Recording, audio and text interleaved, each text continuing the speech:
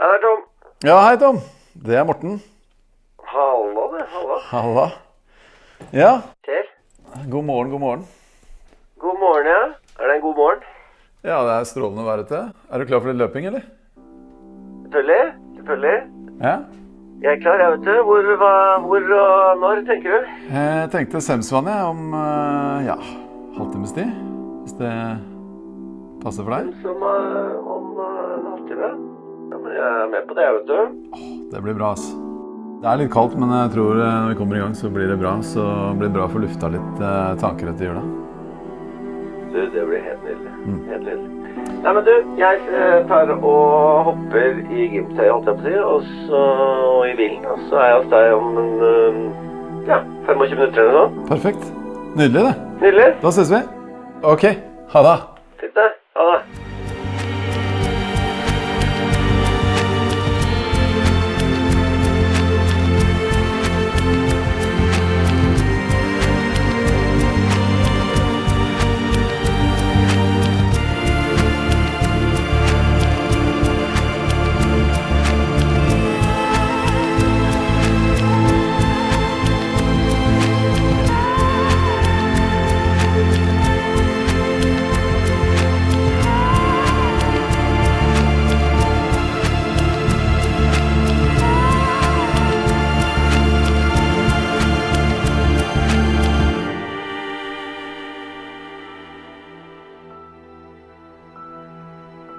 Jeg kom over disse to gutta på Facebook ved en ren tilfeldighet. Her har du to karer som byr på seg selv gjennom sin løpeblogg. Etter endt løpetur reflekteres det over treningsøkten. Noe jeg har lagt merke til, er at det ikke løpes spesielt fort, og lengden på løpeturene er sjeldent over 5 kilometer. The Running Show kaller de det, eller The Running Revolution, for å være helt eksakt. Hva handler dette egentlig om? Er løpingen den virkelige motivasjonsfaktoren, eller finnes det en underliggende agenda? Jeg tipper tilbake i 2005-2006. Så var det vel en av oss som tenkte at kanskje vi skulle ta det og bare filme at nå har vi vært og løpt. At det var jo før mobiltelefonen hadde kamera nok til å kunne filme, så vi hadde med kamera, altså filmkamera. Og da ble det til at vi oppsummerte litt, både det vi hadde pratet om, og det vi altså økta vi hadde vært gjennom da, hvor vi hadde løpt og hvor langt vi hadde løpt og så videre. Og det synes vi var ok. Bare han og meg, altså bare jeg og Morten, vi så på disse videoene og hadde fått underholdning av det. Og så tenkte vi kanskje det er andre som har syntes det er litt kult også. Og da tenkte vi at nei, men da kan vi ikke bare ta og publisere på YouTube da. Og så kalte vi dem Morten og Toms løpedagbok. Hvor vi da eksperimenterte med litt sånn hvordan vi filmet etter vi hadde løpt, og så la vi det ut på YouTube. Tom Gjørre er jo født og oppvokst i Asker. Jeg har 2 barn og er gift med Karina. Bor nå på Gjettum i Bærum. Har jobbet med IT i hele mitt voksne liv. Siste 20 årene som leder. Jeg heter Morten Thomas Collier Gabrielsen, og da jeg ble født så heter jeg Morten Thomas Gabrielsen. Thomas kommer fra min engelske familie i London og Wales. En som heter Samuel Morton Thomas, som var min tippoldefar eller noe sånt, som var fra Wales. Og Collier, eller Collier, på engelsk, det er da min mors barndomsnavn, som også har Anne fra London.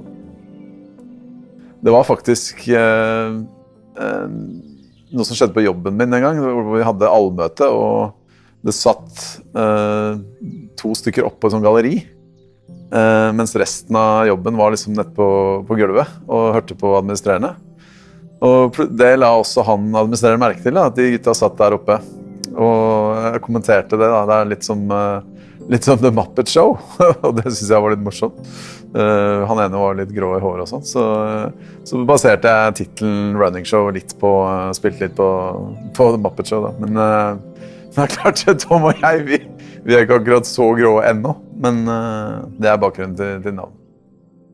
Jeg husker vi blant annet en gang tok med oss kamera, vi har vært ute og løpt, og så var vi opptatt av å liksom formidle at dette handler jo først og fremst kanskje ikke om løpingen, altså selve treningen. Fokusere på det sosiale, og vi ikke liksom sånn super-ultra-seriøse, mer kanskje useriøse. Og derfor så tok vi med kamera på kebab-shoppa, Bislett Kebab House faktisk. Og liksom bare for å liksom understreke at når vi har løpt 3 kilometer, da tar vi oss en bab etterpå. Ikke bare den sosiale delen, sånn running show jo social running, altså sosial løping. Og kanskje 90% av verdien i running show det sosiale. Vi legger ikke så mye vekt på løpingen i seg selv, men jeg har også satt pris på liksom, å komme i god form, fint. Det deilig å kjenne at kroppen funker, og når man har en god dag, da, og så føler man liksom at man kan løpe langt, det en skikkelig digg følelse. Det jeg ønsker å oppnå med The Running Show egentlig å bare inspirere andre mennesker til å få seg en mental luftepause i løpet av en hektisk hverdag. Og det det jeg også tror Tom og jeg har erfart, at vi trener ikke til å delta i Birken, vi trener ikke til nødvendigvis være raskest eller best, men den verdien vi ser i å møtes regelmessig og få lufta tanker og sånn, og samtidig få litt endorfiner, det gull verdt. Man får prata gjennom kanskje litt vanskelige ting, da. Og noen ganger så blir jeg utfordret på ting jeg deler med han om som kanskje irriterer meg, eller som jeg sliter med. Og da det fint å ha noen å sparre med, som tør å på en måte si fra. Og der Tom veldig flink. Når vi snakker i The Running Show-sammenheng, da, så det jo sånn at jeg har kjent Morten i veldig mange år. Vi vokste jo opp steinkast fra hverandre. Gikk på samme barneskole, samme ungdomsskole. Men det var egentlig faktisk først når vi begynte på videregående at vi liksom hooka ble venner og godt kjent, da. Morten jo dessverre en del måneder yngre enn meg, så han født 1 år, eller ikke klassetrinn under meg da. Selv om det ikke ser sånn ut for øvrig, så han jo da nesten 1 år yngre enn meg. Føler seg alltid bedre etter et løp med Tom enn hvis man løper alene. Jeg synes i utgangspunktet ganske kjedelig å løpe.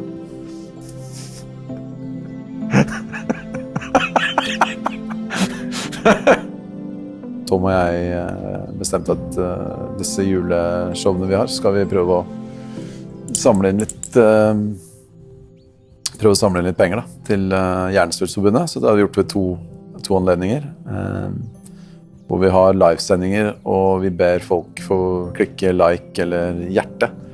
Og for hver hjerte eller like vi får på livesendingene, så dobler vi innsatsen på en måte. Så vi har vel satt 10 eller 20 kroner per hjerte eller like. Så det litt kult, og vi gjorde det faktisk veldig bra nå sist i fjor. Og håper at det fortsetter som en god tradisjon, at vi kan hjelpe en organisasjon som utrolig viktig, og som bidrar til at man finner en cure da, til slutt på en kreftform som dessverre tar livet av veldig mange unge mennesker. Så vi har brukt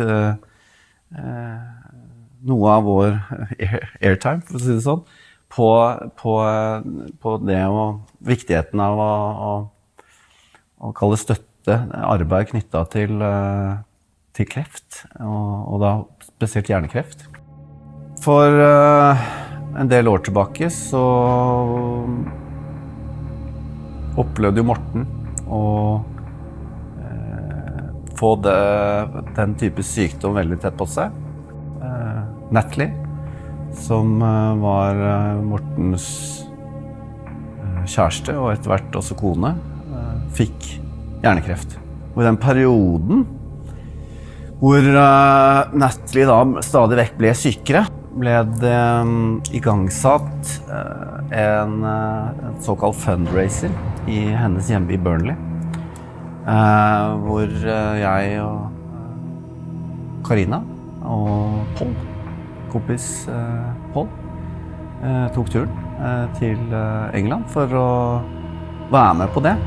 Men det var liksom en viktig greie, selvsagt, å være der for Morten. Og for Natalie, ikke minst. Og være med på å vise at dette betyr noe. Tilbake da vi begynte å date, da vi var kjærester og nyforelsket, så hadde vært sammen i 6 måneder, tror jeg. Så gikk vi tur rundt Stemsvannet, og jeg var veldig nervøs, for jeg hadde tenkt til og hadde lyst til å spørre henne om vi skulle fortsette å bo sammen da, etter endt studier. Det var litt sånn usikkert alt sammen. Så akkurat der hvor benken står, så stoppet jeg henne, og så jeg på henne, og så spurte jeg henne om hun ville bo sammen med meg i England videre, da. Og da sa hun ja. Og det var et veldig sånn spesielt øyeblikk for meg og for henne. Det var det er på en måte et kjærlighetssted for meg. Og derfor så fikk hun benken der, og det var en helt utrolig seremoni der i august 2016 med over 100 mennesker til stede. Og ja, det var så vakkert. Vannet var stille.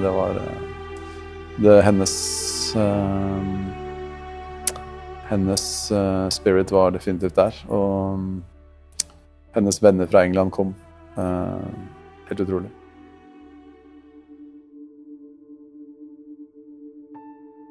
Jeg er 44 år. Enkemann. Jeg liker ikke det ordet, men det er det jeg er. Og jeg var gift med en nydelig kvinne som het Natalie, som var også mor til vår datter, Felicity. Og hun måtte dessverre gi tapt for kreft i 2016, for 4,5 år siden. Og det, selvfølgelig, det har påvirket meg, det har påvirket livene til Felicity og meg, og de rundt oss. Men hun lever fortsatt på en måte med oss da, i minnet vårt og i stedet vi har her, i alt vi gjør og tenker på. Hun er alltid med oss på en måte.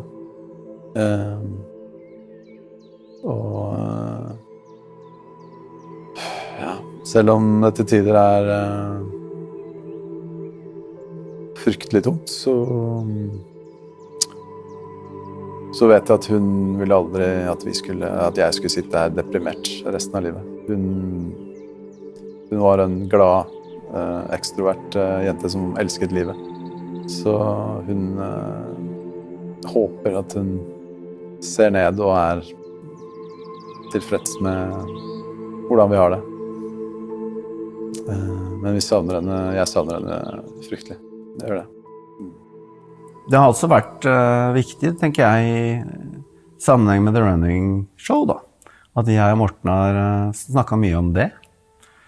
Det har vært viktig for meg også å kunne prøve å hjelpe Morten i en ufattelig vanskelig, helt uforståelig vanskelig tid i hans liv. Og det har vært godt for meg å kunne gjøre. Så det er klart at hjernekreft det er noe som, og kreft totalt sett, er noe som kom veldig tett på i den, og har på en måte vært blitt en viktig påminner om det som jeg og Morten har som fundament, som et sted med livslinja, at man starter et sted, det vet man om, men man vet aldri når livet tar slutt. Og det å prøve å gjøre så mye som mulig og beste ut av det på den tiden, det er viktig.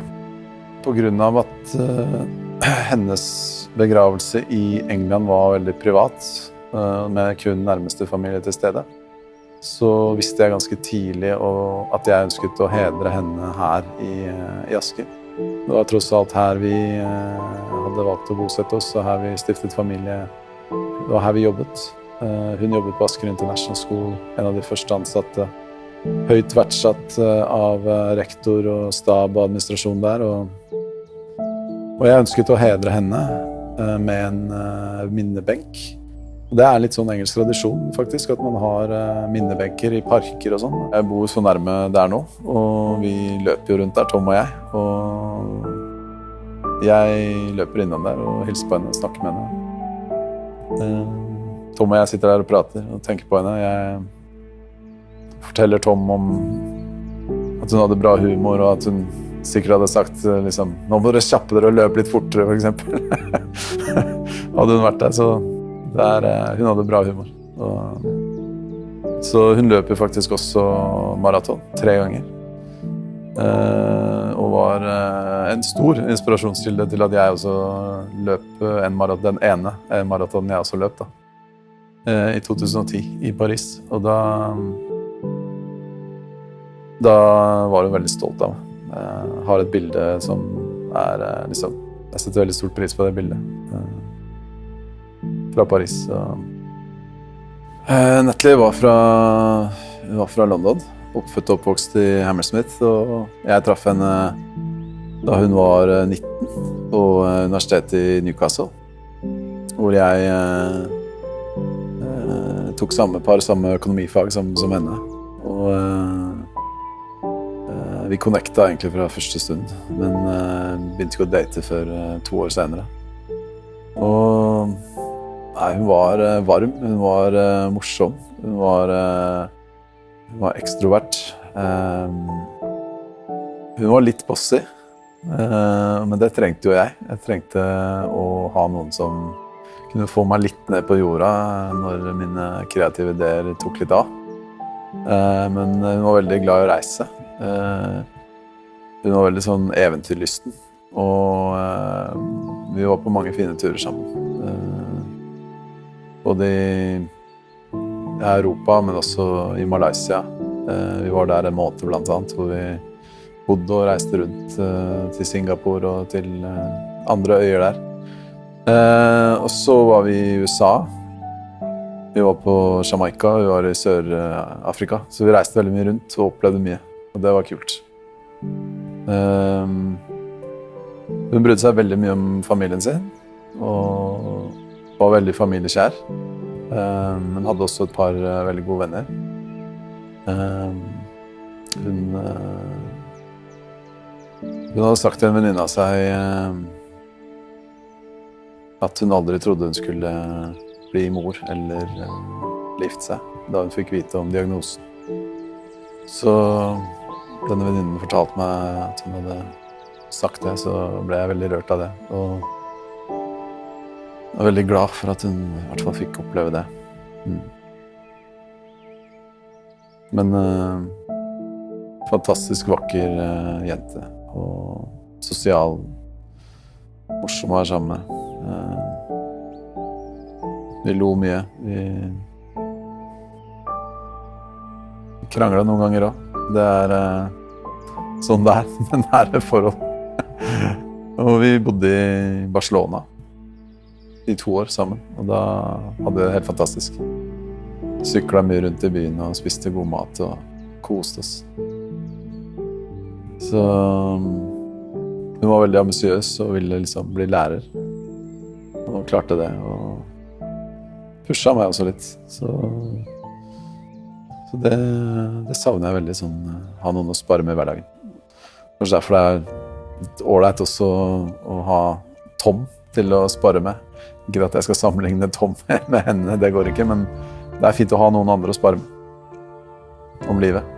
Det sånn mitt liv og har vært, og det har vært tøft nå de siste 4 årene, men det har kommet til et punkt nå hvor jeg liksom setter pris på hvor fantastisk tid vi hadde sammen, og takknemlig for at vi hadde den tiden sammen, og akseptert at nå er det en ny fase av mitt liv, og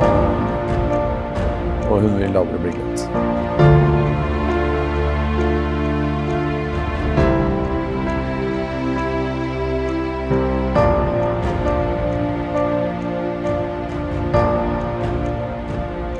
Felicity har gått gjennom ulike faser selvfølgelig av sorgen. Hun har blitt veldig sint. I starten var hun jo bare... Hun var jo bare 3,5-4 år gammel da det skjedde. Så hun har hatt sin prosess, og jeg har hatt min. Og jeg har prøvd å støtte henne så godt jeg kan i den prosessen. Og selv om det var tøft, så har vi måttet støttet hverandre opp i det hele. Og fått et veldig fint, nært, sterkt forhold. Til tross for at hun har mistet mammaen sin. Det går veldig bra med Felicity og meg nå. Vi har et fint sted å bo. Hun går på en kjempebra skole i Jansløkka. Hun har begynt med aktiviteter, hun har venner. Og jeg driver med kreative prosjekter. Så jeg har fått mer energi tilbake på en måte. Og vi gleder oss til korona er ferdig, for da kan vi begynne å reise litt igjen. Så jeg har faktisk tenkt til å ta med henne på mange av de samme stedene som Natalie og jeg var på. Og vise henne hvor moren hennes var, og på den måten kanskje bli enda bedre kjent med moren sin og huske henne enda bedre. Da kan hun også relatere til de stedene hun og jeg var da, før hun ble født og så videre. Så det har jeg planer om. Det som er kult med The Running Show og Tom og meg er at han har fulgt meg gjennom en årrekke. Så vi har kjent hverandre veldig, veldig lenge. Og han har stått stødig på en måte ved min side da. Og gjennom både oppturer og nedturer. Og det har vært veldig, veldig bra. Å ha hatt en sånn stødig fyr som han, som er en kjernekar. Tom er en veldig positiv person, full av positivitet og optimisme, og utrolig lojal. Og det er alltid bra energi å være sammen med Tom. Han er glad i å prate, han er glad i å være sammen med andre mennesker. Og han har en glød og en livsgnist da. Som er veldig smittende. Og jeg deler hans livslinjevisjon, som handler om å bare leve nå, mens vi kan. Tom er snill. Han er utrolig snill. Han er litt distré. Kanskje litt mer distré enn meg. Det vil ikke han si da. Han vil si at jeg er enda mer distré enn han. Men, min påstand da er at han er litt mer enn meg. Og det er distré. Du vet, når man er kompiser og treffes regelmessig sånn som vi gjør, så er det jo 90% hyggelig, og så er det noen ting som irriterer. Sånn er det tenker jeg med alle. Hva som irriterer meg mest med Tom, det er at han snorker høyt. Veldig høyt. Altså det er sånn at man må gjøre sånn flere ganger, så han skal slutte. Så det må man bare slutte med. Så ja, hvis det er noen som har lyst til å følge The Running Show, eller sende oss videoer, bli med, så er dere hjertelig velkommen. Absolutt. Og det mener jeg. Et sikkert vårtegn og en vakker pike. Så sett deg ned og tenk litt på meg.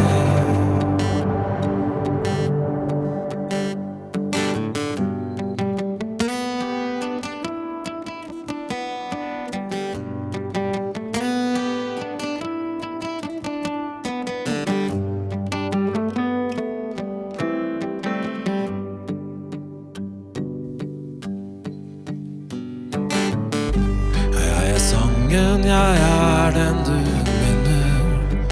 Lyse toner en sen sommerkveld. Jeg er den du trøstes med i tunge stunder. Så stem i vei og syng litt med meg.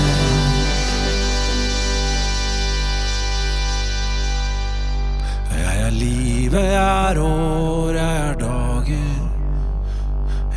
trofast, jeg mangler og full av feil. Jeg en bursdag, jeg et brystent hjerte. Så gi meg det nå, dans litt med meg.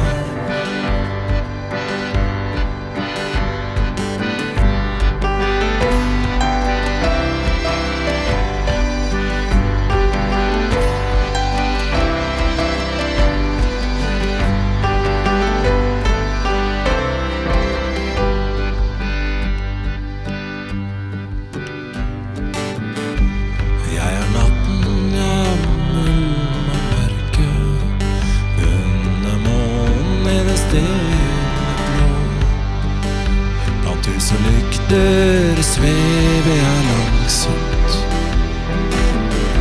Så hold deg våken og bli litt hos meg. Så hold deg våken og bli litt hos meg.